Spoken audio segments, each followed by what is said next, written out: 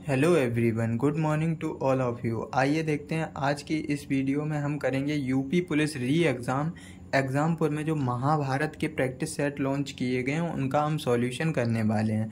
तो मैथ के practice set का टॉपिक वाइज रिवीजन करेंगे हम। तो ये चैप्टर 1 संख्या पद्धति है। संख्या पद्धति के आगे जो भी चैप्टर दिए गए हैं उनका हम सभी का सॉल्यूशन करेंगे। तो पहला चैप्टर है हमारा संख्या पद्धति। इसमें 25 क्वेश्चन हैं, उनका हम सभी का सॉल्यूशन करेंगे। तो वीडियो को पूरा वॉच करना है। तो देर ना करते हुए वीडियो को स्टार्ट करते हैं। तो पहला चैप्टर है हमारा संख्या पद्धति। तो इसमें फर्स्ट क्वेश्चन दिया गया है, निम्नलिखित युग्मों में से कौन सा युग्म सह अभाज्य है। तो सह अभाज्य की क्या कंडीशन होती है? देखो, कोई भी संख्या है वो इस कटना नहीं चाहिए, कोई भी संख्या में कुछ भी कॉमन नहीं होना चाहिए, तो वो हमारी क्या है, सह अभाज्य संख्या। जैसे 3 और 4 ये जोड़ा जो है वो सह अभाज्य का है। देखो, इसमें कुछ भी कॉमन नहीं है 3 और 4 में। तो ऐसे हम क्वेश्चन नंबर फर्स्ट का देखो कैसे सॉल्यूशन करेंगे। देखो 156 और 126 इसमें 2 कॉमन है, तो ये तो ऑप्शन नहीं हो सकता। ऐसी बी नंबर में है 23 और 92, इसमें 23 शामिल है, तो ये भी ऑप्शन नहीं हो सकता।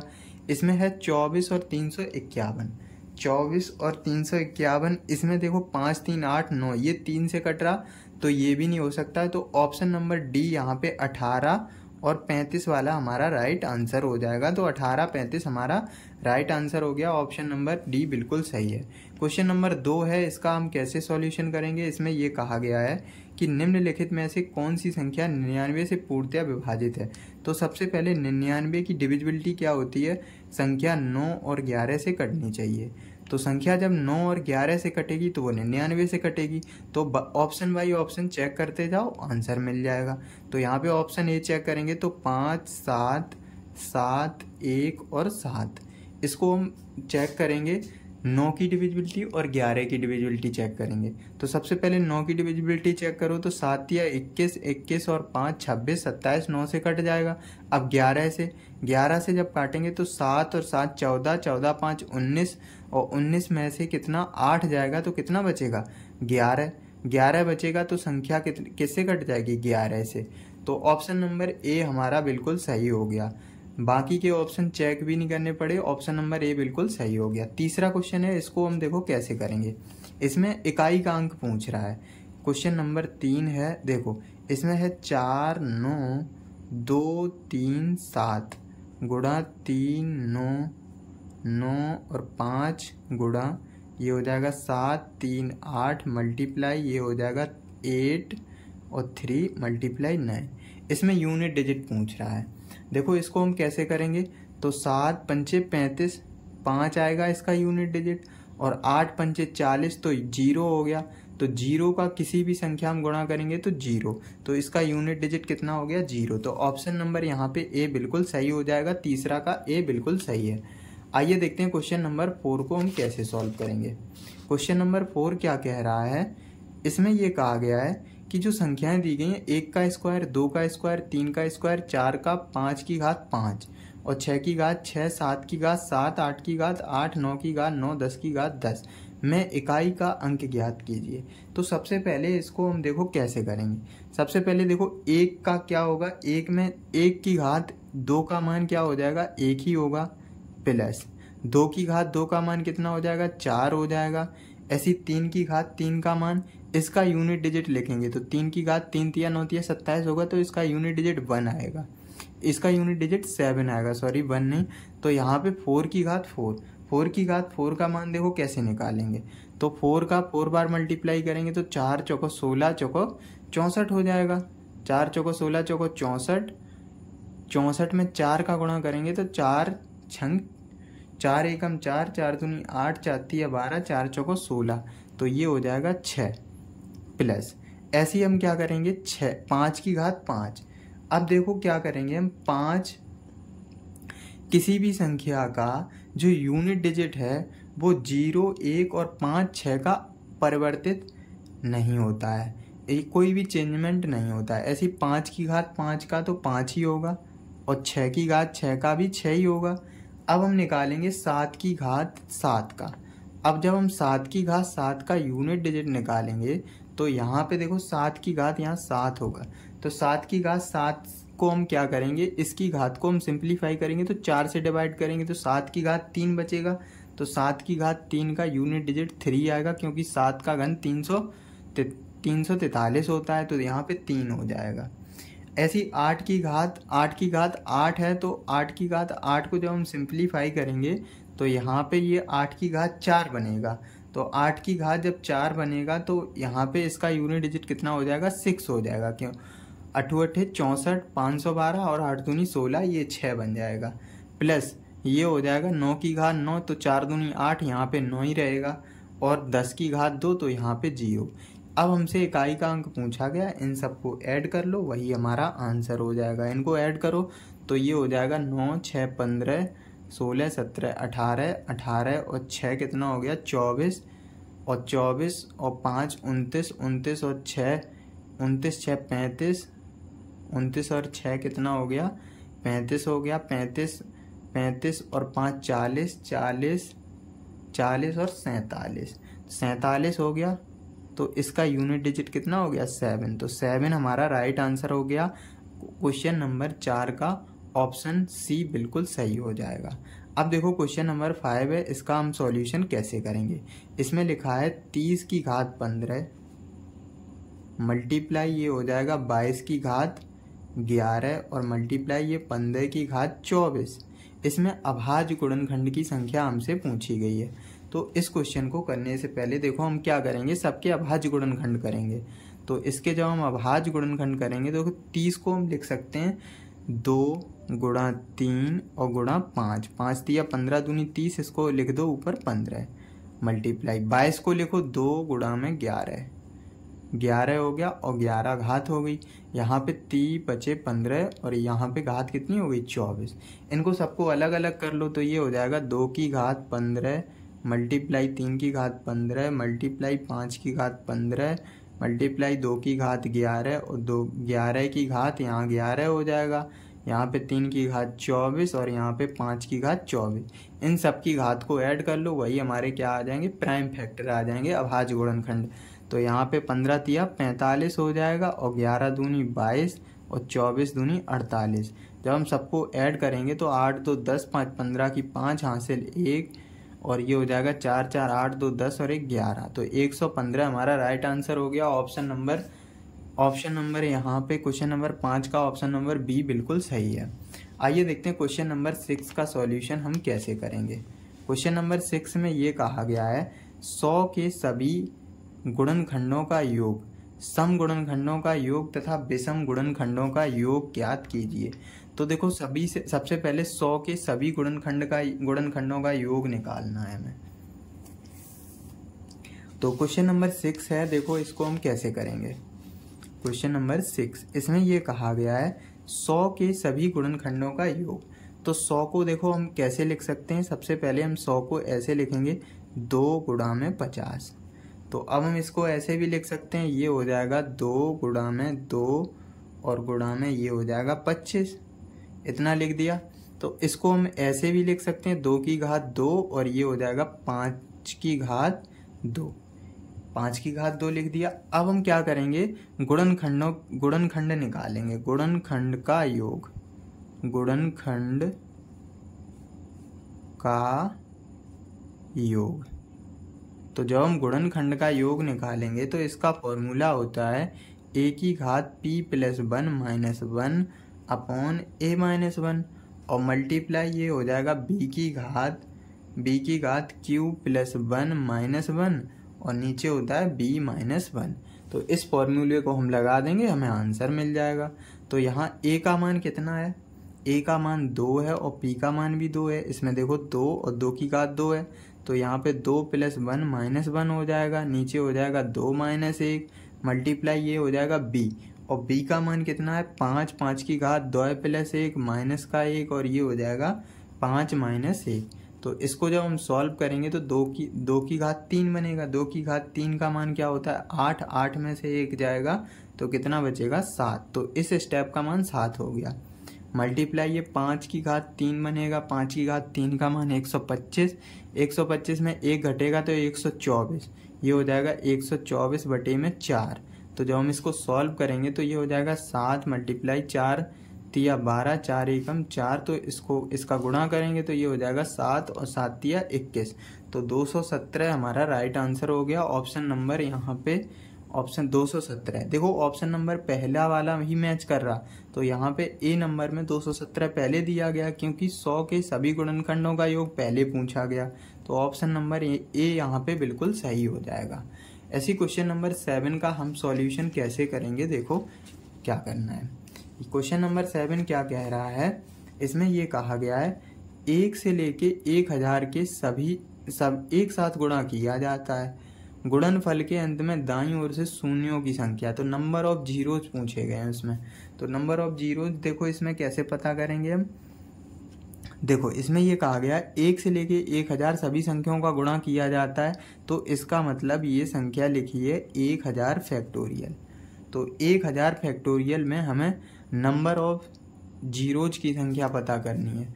तो देखो शून्यों की संख्या हमें कैसे पता करनी होती है, शून्य बनता कैसे है, 5 गुणा 2 से मिलकर बनता है। तो इसमें देखो 5 की अगर हमें संख्या पता चल जाए तो उतने ही हमारे क्या हो जाएंगे, नंबर ऑफ जीरोज हो जाएंगे। तो सबसे पहले हम क्या करेंगे, 1000 बटे में हम कर देंगे 5, तो 5 दूनी 10, 200 यहाँ पे हो जाएंगे। ऐसे ही हम क्या करेंगे, 200 बटे में 5 करेंगे तो 5 चौको 20 हो जाएगा, यहाँ पे 40। ऐसे 40 को अगर हम 5 से डिवाइड करेंगे तो ये हो जाएगा 5 अट्ठे 40 हो जाएगा यहाँ पे। तो यहाँ पे 5 अट्ठे 8 बार जाएगा, यहाँ 8 हो गया,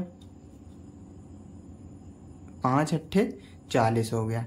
ऐसी 8 को जब हम 5 से डिवाइड करेंगे तो 5 एकम 5 एक बार जाएगा। इन सबको हम ऐड कर देंगे तो ये हो जाएगा 200, इन सबको ऐड कर लो तो ये हो जाएगा 200, 240, 248 और एक 249। तो 249 हमारे नंबर ऑफ जीरोज की संख्या आ गई। तो यहाँ शून्यों की संख्या कितनी हो जाएगी, 249। तो ऑप्शन नंबर डी दिया गया है, डी बिल्कुल सही है। आइए देखते हैं क्वेश्चन नंबर 8 का सॉल्यूशन हम कैसे करेंगे। क्वेश्चन नंबर 8 क्या कह रहा है, इसमें ये कहा गया है 12 मल्टीप्लाई 13, 12 दिया गया है, 12 multiply 13 multiply 14 dot dot dot multiply 84। इसमें हमें शून्यों की संख्या पूछी गई है। तो टोटल शून्यों की संख्या देखो क्या कैसे पता करनी है, इसको देखो लॉजिक से ही करना है, इसका कोई तरीका नहीं है, इसको लॉजिक से ही करना पड़ेगा। देखो यहाँ पे 12 है, 13, 14। सबसे पहले हम 5 पता करेंगे। इस पूरी सीरीज में 12 गुणा 13 जितने 5 होंगे उतने जीरो बनेंगे। तो यहाँ पे अगर हम 5 पता कर लें तो उतने ही हमें जीरो पता चल जाएंगे। तो 14 के बाद 15 में एक 5 आता तो एक ये हो गया प्लस, ठीक है। उसके बाद 20 आता है तो 20 में भी एक होगा। उसके बाद 25, 5 पंचे 25 होता है तो उसमें 2 बनेंगे जीरो। ऐसे 30 आएगा तो 30 में एक, ऐसे 30, 35 में एक बनेगा, 40 में भी एक, 45 में भी एक, 50 में कितने बनेंगे, 50 में बनेंगे 2 क्योंकि 25 शामिल है। ऐसे ही हम क्या करेंगे, 50 के बाद 55 में एक बनेगा, 55, 60, 60 में भी एक बनेगा, 65 में भी एक, 70 में भी एक और 75 में 2 बनेंगे और 75 के बाद 80 में एक बनेगा। तो इन सबको जब हम ऐड करेंगे तो यहाँ पे टोटल संख्या हो जाएगी 17। तो नंबर ऑफ जीरोज की संख्या कितनी हो जाएगी, 17। तो 17 हमारा करेक्ट आंसर हो गया। आइए देखते हैं क्वेश्चन नंबर 9 का सॉल्यूशन हम कैसे करेंगे। क्वेश्चन नंबर 9 क्या कह रहा है, देखो इसमें ये कहा गया 3 की घात 41 है, 3 की घात 41 प्लस 7 की घात 82 को पूरी तरह से विभाजित नहीं करेगा। तो इसमें ऑप्शन दिए गए हैं वो पता करना है। तो इसका देखो कंसेप्ट होता है, कंसेप्ट क्या कहता है, कहीं भी देखो सबसे पहले हम इसको लिख सकते हैं 3 की घात 41 प्लस इसको हम लिख सकते हैं 7 की घात 2 और यहाँ पे ये हो जाएगा 41, ऐसे लिखा जा सकता है। तो यहाँ पे 3 की घात 41 और प्लस ये हो जाएगा 49 की घात 41। अब देखो इसका कंसेप्ट क्या होता है, कंसेप्ट होता है कहीं लिखा हो a की घात n प्लस b की घात n और n कहीं ऑड नंबर हो। कैसा नंबर हो, ऑड नंबर हो। तो वो संख्या हमारी किससे डिविजिबल होती है, a प्लस b से डिविजिबल होती है। किससे होती है, a प्लस b से डिविजिबल होती है। तो वही कहा गया है कौन सी संख्या विभाजित नहीं करेगा। तो a प्लस बी इनको हम ऐड करेंगे तो ये हो जाएगा 3 और 49 को जब हम ऐड करेंगे तो संख्या बनेगी 52। तो ये संख्या हमारी 52 से डिविजिबल होगी। तो 52 का मतलब पूरी संख्या 52 से डिविजिबल हो जाएगी। तो 52 से जब डिविजिबल होगी तो उसके मल्टीपल 52 में जो भी मल्टीपल शामिल होंगे उनसे भी डिविजिबल होगी। तो 26 भी शामिल है तो 26 से होगी, 4 भी शामिल है, 4 भी, 52 तो दिया गया है तो 52। तो ऑप्शन नंबर सी एक ऐसा है, वो 17 दिया गया है जो इसको डिविजिबल नहीं करेगा। तो ऑप्शन नंबर सी यहाँ पे बिल्कुल सही हो जाएगा। आइए देखते हैं क्वेश्चन नंबर 10 का सॉल्यूशन हम कैसे करेंगे। क्वेश्चन नंबर 10 क्या कह रहा है, इसमें ये कहा गया है 1330 है, 1330 मल्टीप्लाई 1356 मल्टीप्लाई 1363 मल्टीप्लाई 1368 और यहाँ पे 1397। इसको क्या कह रहा है, जब हम इसको 13 से डिविजिबल करेंगे, 13 से विभाजित करेंगे तो शेषफल क्या होगा। तो सबको हम 13 से डिवाइड करेंगे, 13 से इसको हम डिवाइड करेंगे। देखो 13 से जब हम इसको डिवाइड करेंगे तो ये हो जाएगा 13 से ये पूरा कट जाएगा और यहाँ पे 13 दूनी 26, यहाँ पे 4 शेष बचेगा। जब हम इसको डिविजिबल करेंगे तो ये हो जाएगा 13 एकम 13, 13 दूनी 26, 13 चौका 52, तो यहाँ पे भी 4 शेष बचेगा और 13 चौका 52, 13 चौका 52 और यहाँ पे कितना बचेगा, 11 बचेगा। ऐसे ही अगर हम 13 पचे 65, यहाँ पे कितना बचेगा 3, तो यहाँ पे 13 छंग 78 और 13 सत्ते 91, तो यहाँ पे कितना होगा 6 शेष बचेगा। इन सब का गुणा करेंगे तो 4 चौको 16 हो जाएगा ये मल्टीप्लाई। अब यहाँ पे ये हो जाएगा 11 तिया 11, यहाँ पे 11 छिंग 66 हो जाएगा और ये हो जाएगा 3। इसको जब हम 13 से विभाजित करेंगे तो ये हो जाएगा यहाँ पे 6 तिया 18 और 6 तिया 18 और यहाँ पे ये हो जाएगा 19 और मल्टीप्लाई जब हम 16 करेंगे, यहाँ पे जब हमने 16 का मल्टीप्लाई किया तो यहाँ पे कितना हो जाएगा ये 31,668। इसको जब हम 13 से डिविजिबल करेंगे तो शेषफल कितना हो जाएगा, 13 एकम 13 दूनी 26 हो जाएगा और यहाँ पे कितना हो गया 26, 4 13 चौका 52 हो गया, 4 48, 13 तिया 39, तो 39 के बाद यहाँ कितना शेषफल हो जाएगा 9 शेषफल, तो यहाँ पे 9 शेष हो गया। तो ऑप्शन नंबर यहाँ पे 10 का ऑप्शन नंबर कितना हो जाएगा बी। तो ऑप्शन नंबर बी बिल्कुल सही है। आइए देखते हैं क्वेश्चन नंबर 11 को हम कैसे सॉल्व करेंगे। इसमें ये कहा गया है जब 5 5 5 244 बार को 37 से विभाजित किया जाए तो शेषफल क्या होगा। देखो इसकी कंडीशन क्या होगी, इसमें हम जब भी हमें क्या दिया जाएगा, कोई भी रिपीटेड नंबर दिया जाए तो उसको अगर कहा जाए कि 37 से विभाजित कीजिए तो उसका कंसेप्ट क्या होता है। देखो कहीं अगर लिखा हो ए और ए 3 बार लिखा हो और उसको अगर हम 37 से विभाजित करें तो उसका भागफल क्या होता है, a प्लस ए। जो ऊपर हमारा अंश में होता है उसी को हम ऐड कर देते हैं, वो हमारा भागफल हो जाता है। जैसे कि अगर हम कहें 3 3 3 है, उसको अगर हम 37 से विभाजित करें तो यहाँ पे इसका जो भागफल है वो कितना हो जाएगा 3 प्लस 3 और ये हो जाएगा कितना, यहाँ पे 3 9 हो जाएगा। तो इसका भागफल कितना हो जाएगा 9 हो जाएगा। तो इतना समझ में आया। तो इसमें ये कहा गया है जो 5 5 5 244 बार लिखा गया है, कितनी बार लिखा गया है 244 बार। तो उसको जब हम 37 से विभाजित करेंगे तो शेषफल क्या होगा। देखो यहाँ पे क्या था, जब हम 37 को ए यहाँ पे 3 बार था तो वो पूरा डिविजिबल हो रहा था 37 से। तो हम क्या करेंगे, यहाँ पे 244 दिया गया है, 244 बार 5 आएगा। इसको अगर हम 3 से डिविजिबल करें तो यहाँ पे 3 8 24, 3 एकम 3, यानी कि 81 बार तो पूरा डिविजिबल हो जाएगा। लेकिन यहाँ पे 1 5 बचेगा, 1 5 को अगर हम 37 से डिविजिबल करेंगे तो रिमाइंडर हमारा कितना हो जाएगा 5। तो 5 हमारा राइट आंसर हो गया। तो ऑप्शन नंबर यहाँ पे बी बिल्कुल सही है। आइए देखते हैं क्वेश्चन नंबर 12 को हम कैसे सॉल्व करेंगे। क्वेश्चन नंबर 12 है 10 की घात 1 10 की घात 1 प्लस 10 की घात 2 प्लस 10 की घात 3 डॉट डॉट डॉट 10 की घात 100। अगर हम इसको 6 से विभाजित करें तो शेषफल क्या होगा? देखो कहीं लिखा हो 10 की घात 1, 10 की घात 2, 10 की घात 3, 10 की घात 100। इसको अगर हम 6 से विभाजित करेंगे तो शेषफल क्या होगा? देखो कहीं अगर हम 10 को अगर हम 10 की घात 1 को अगर हम 6 से विभाजित करेंगे तो रिमाइंडर 4 आएगा। बोलो अब यहाँ पे जैसे 10 की घात 2 है तो अगर हम 100 को 6 से भाग देंगे तो रिमाइंडर कितना बचेगा? 6 एकम 6 और यहाँ पे कितना हो गया 40, 6 छक्का 36, तब भी रिमाइंडर कितना आएगा 4। ऐसे ही अगर हम कोई सा भी नंबर दिया जाए 10 की घात 1, 10 की घात 2, 10 की घात 3 तो यहाँ पे भी 4 बचेगा, यहाँ भी 4, यहाँ भी 4 डॉट डॉट डॉट सभी में 4 ही 4 शेष बचेगा।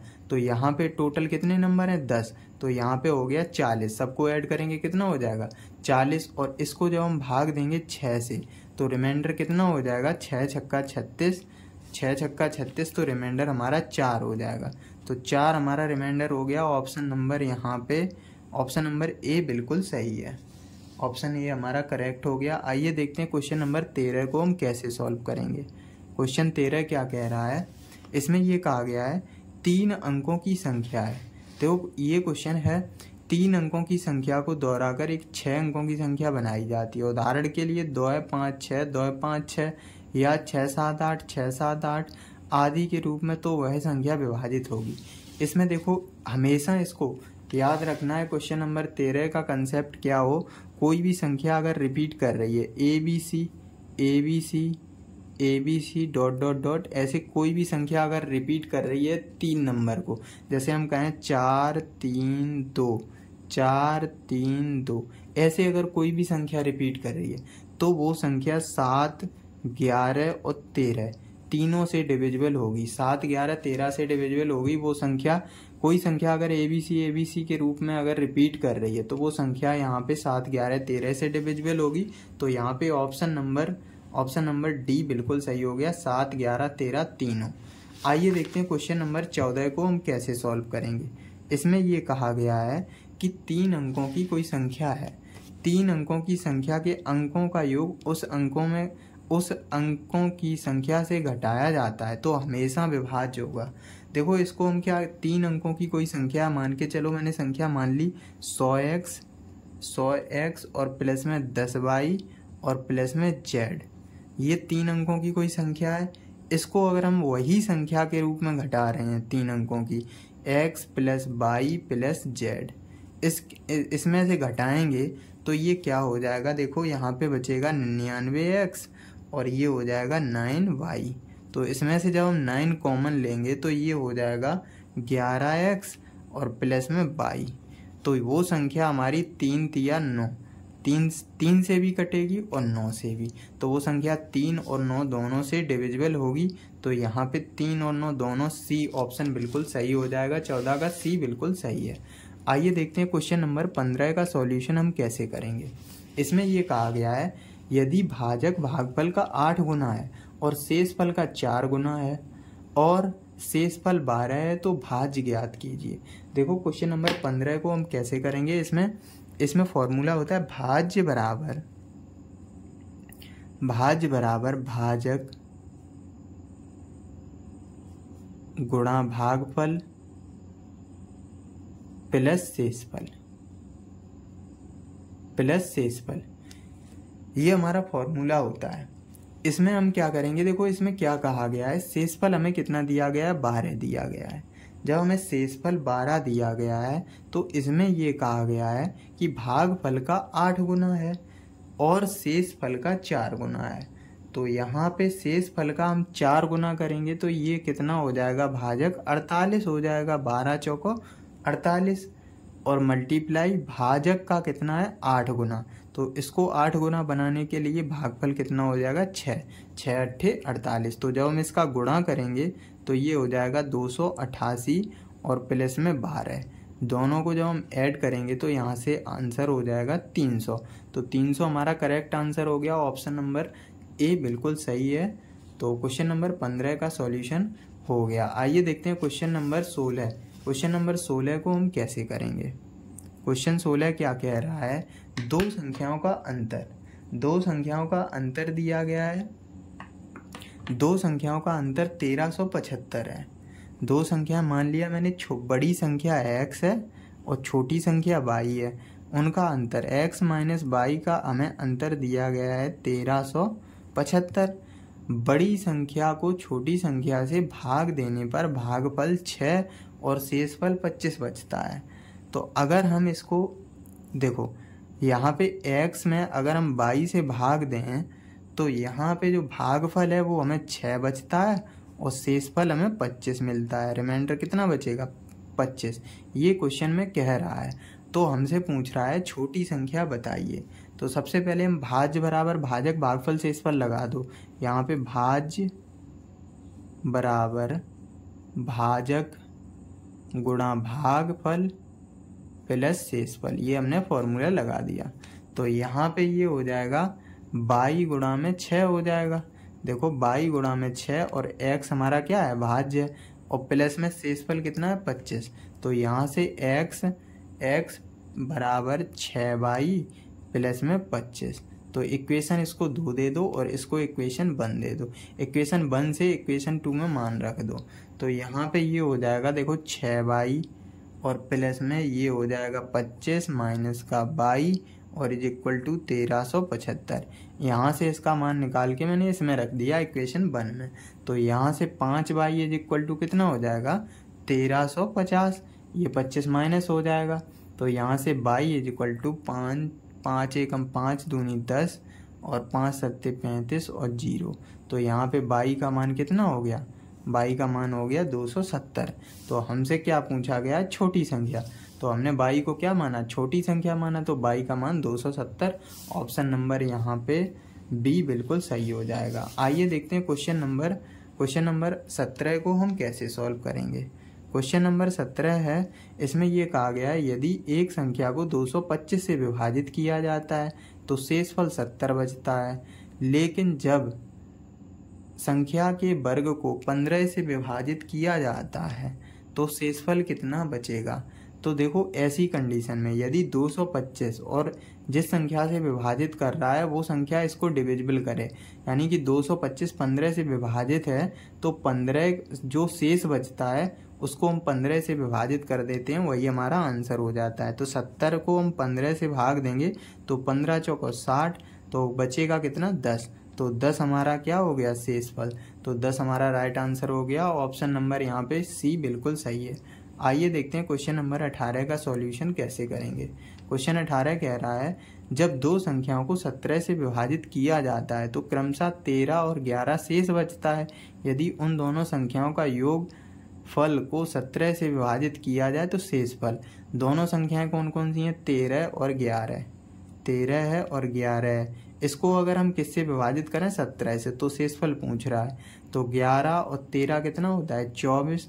24 को जब हम 17 से भाग देंगे तो 17 एकम 17, 3 और 4 7। तो यहाँ पे रिमाइंडर कितना हो जाएगा? तो 7। तो 7 हमारा ऑप्शन डी यहाँ पे बिल्कुल सही है। आइए देखते हैं क्वेश्चन नंबर 19 का सॉल्यूशन हम कैसे करेंगे। क्वेश्चन 19 क्या कह रहा है? इसमें ये कहा गया है एक छात्रा को किसी संख्या को 12 से गुणा करने के लिए कहा गया। छात्रा ने त्रुटिवश उस संख्या को 21 से गुणा कर दिया। 21 से गुणा कर दिया तो प्राप्त उत्तर 63 अधिक है, तो वह संख्या ज्ञात कीजिए। आइए देखते हैं क्वेश्चन नंबर 19। ये कहा गया है माना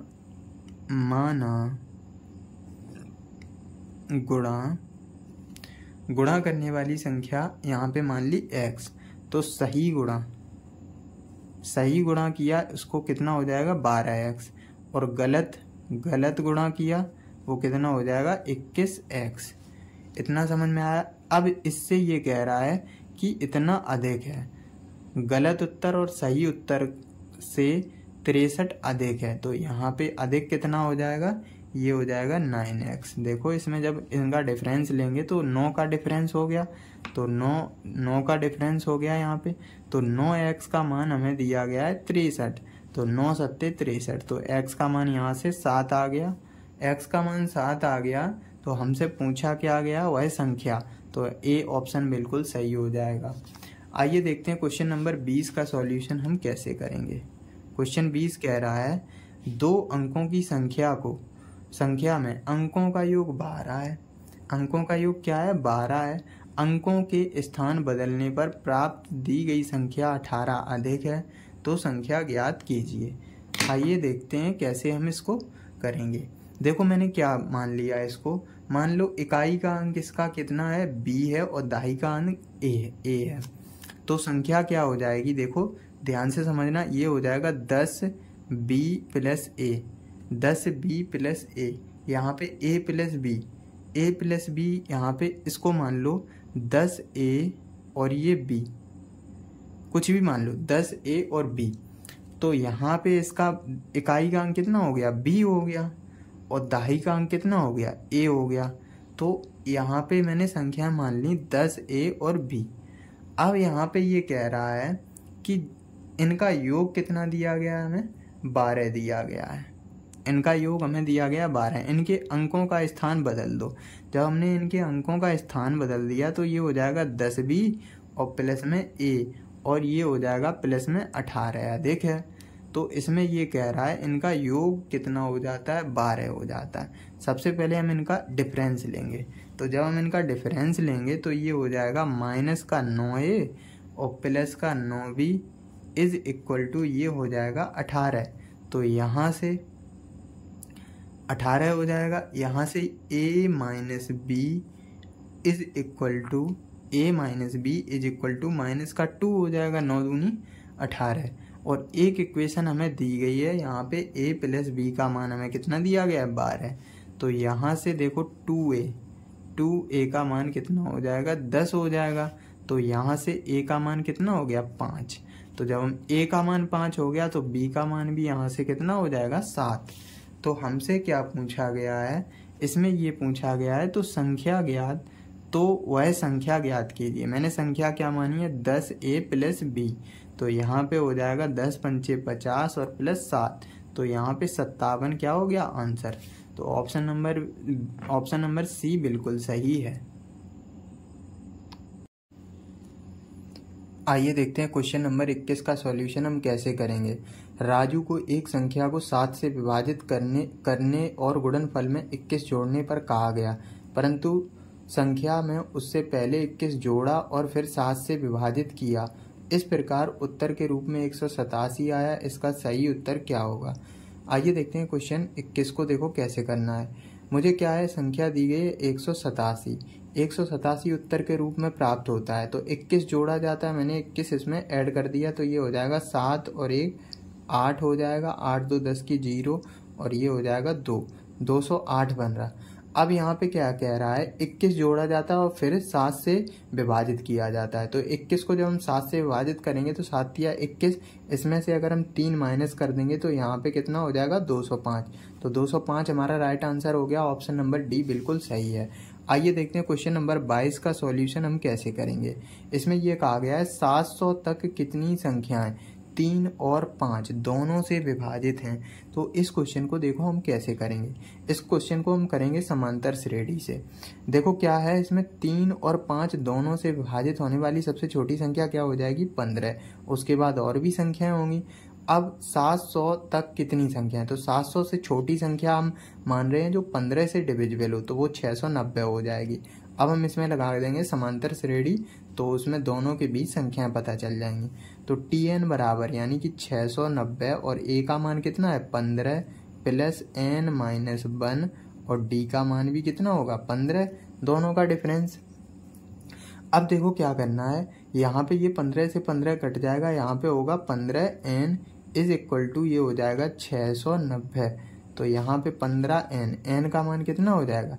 690 बटे में 15, तो 15 चौको 60 और 15 छिक्का 90, तो 46 हमारा राइट आंसर हो गया। और यहाँ पे ऑप्शन नंबर ए बिल्कुल करेक्ट हो जाएगा। आइए देखते हैं क्वेश्चन नंबर 23 का सॉल्यूशन हम कैसे करेंगे। इसमें ये कहा गया है 2 अंकों की एक संख्या का इकाई का अंक दहाई के अंक से 3 अधिक है तथा दी गई संख्या उसके अंकों के योग के गुणनफल के 324 है, तो निम्नलिखित में से कौन सी संख्या के बीच स्थित होगा। इस क्वेश्चन को देखो हम कैसे करेंगे। इसमें ये कहा गया है कि जो हमें संख्या दी गई है वो 324 है। 324 दी गई है, संख्या क्या दी गई है मुझे 324। तो देखो क्या करना है इस क्वेश्चन में, दी गई संख्या है उसका योग गुणनफल के 324 है। तो इसके गुणनफल के कितने हैं 324 है। तो वह संख्या ज्ञात कीजिए जिसके बीच में। तो देखो सबसे पहले हमने 2 अंकों की संख्या मान ली 10x और प्लस y, ये 2 अंकों की संख्या मान ली। तो यहाँ से ये कह रहा है दाई के अंक से 3 अधिक है, तो इसका मतलब यहाँ पे y minus 3 equal to x हो जाएगा। y minus x equal to 3। तो यहाँ से ये हो जाएगा y minus x equal to 3। तो यहाँ से x इक्वल टू कितना, y equal to x plus 3 हो जाएगा। y equal to x plus 3 ये हमें दिया गया है। अब हम क्या करेंगे, दोनों संख्याओं का गुणनफल यानी कि 10x यहाँ पे लगाते हैं, 10x प्लस y और यहाँ पे ये हो जाएगा 10x प्लस y और ये हो जाएगा x plus y is equal to हमें कितना दिया गया है 324। तो जब हम इसका गुणा करेंगे तो यहाँ पे ये बन जाएगा, देखो y का मान यहाँ से रख दो, y का मान कितना हो जाएगा x प्लस 3 हो जाएगा। तो यहाँ पे ये 10x प्लस x प्लस 3 और ये हो जाएगा x plus 3 is equal to 324। तो यहाँ पे ये हो जाएगा 11x प्लस 3 और यहाँ पे ये हो जाएगा 2x plus 3 is equal to 324। अब हम यहाँ पे क्या करेंगे, x का मान अपनी साइड से ले लो। देखो इसके जब हम फैक्टर करेंगे तो बहुत बड़ा बन जाएगा। देखो यहाँ पे अगर हम x का मान कितना ले लें, 3 ले लें, x का मान 3 लेके देख रहा हूँ। तो यहाँ पे अगर ये सेटिस्फाई हो जाएगा तो x का मान 3 हो जाएगा। तो x का मान यहाँ पे कितना हो जाएगा 3 हो जाएगा। तो जब हम x का मान यहाँ रखेंगे तो 11 तिया 33 और 3 कितना हो जाएगा 36 और ये हो जाएगा 3 दूनी 6 9 का गुणा 36 में करेंगे तो ये हो जाएगा 324। तो यहाँ पे 3 हमारा सेटिस्फाई हो गया। तो जब 3 हमारा आंसर सेटिस्फाई हो गया तो यहाँ से y का मान कितना हो जाएगा 6 हो जाएगा। देखो x का मान 3 रखेंगे तो y का मान 6 हो गया। तो y का मान अगर 6 हो गया तो हमसे पूछा क्या गया है 10x प्लस y का मान। तो 10x प्लस y का मान यानी कि 10 गुणा में 3 और प्लस में 6, 10 तिया 30 और 6 36। तो इसमें क्या दिया गया है, इसमें ये कहा गया है 35 और 40 के बीच होगा। तो 35 और 40 के बीच यानी कि 36 आ रहा। तो ऑप्शन नंबर ए बिल्कुल ए सही हो जाएगा, 35 और 40 के बीच। आइए देखते हैं क्वेश्चन नंबर 24 का सॉल्यूशन हम कैसे करेंगे। इसमें संख्या हमें दी गई है 7 है, 8 है, 5 है, x है, 3 6 7 8 y। इसको हम 72 से विभाजित करेंगे तो संख्या किससे कटेगी 8 और 9। 8 की डिविजिबिलिटी लास्ट के 3 अंक 8 से कटने चाहिए। तो ये हो जाएगा 8 निम 72 और 8 8 64। तो y का मान हमारा 4 आ गया। इनको जब हम ऐड करेंगे तो यहाँ से x का मान कितना हो जाएगा 48। 48 में कितना जोड़ें जो 9 से कट जाए, 9 छक्का 54, 9 छक्का 54 यानी कि 6 जोड़ें। तो यहाँ से हमारा x का मान कितना आ गया 6 आ गया। तो हमसे क्या पूछा गया है 3x माइनस 4y। तो 3x मतलब 3x, x का मान कितना है यहाँ पे 6 है। तो 6 तिया 18 माइनस और ये हो जाएगा 4 चौको 16। दोनों का अंतर कितना है 2 का। तो 2 हमारा राइट आंसर हो गया। ऑप्शन नंबर बी बिल्कुल सही है। क्वेश्चन नंबर लास्ट है 25। इसमें ये कहा गया है कि निम्नलिखित में से एक अभाज्य संख्या नहीं है। तो इसमें देखो ये अभाज्य संख्या ये किसी से कट रही है, नहीं कट रही, 1001। तो ये हो जाएगा 7 से, ये 7 से कट रही है, 7 एकम 7, 7 चौक 28, 7 तिया 21। तो इसमें यही पूछा गया एक अभाज्य संख्या नहीं है। तो ऑप्शन नंबर ए बिल्कुल सही है क्योंकि ये कट रही है। तो यहाँ पे ऑप्शन नंबर ए करेक्ट हो जाएगा। तो ये हमारा संख्या पद्धति के 25 क्वेश्चन थे, आज मैंने कंप्लीट कर लिए। इसके आगे आएगा नेक्स्ट पार्ट, जो भी चैप्टर होगा उसका हम सॉल्यूशन करेंगे। तो तब तक के लिए बने रहिए हमारे चैनल पर। वीडियो को लाइक कर दीजिएगा, चैनल को सब्सक्राइब कर लीजिएगा जिससे आने वाली सभी वीडियो का नोटिफिकेशन मिल सके। यदि कोई सजेशन हो तो कमेंट बॉक्स में कमेंट कर सकते हैं। Thank you.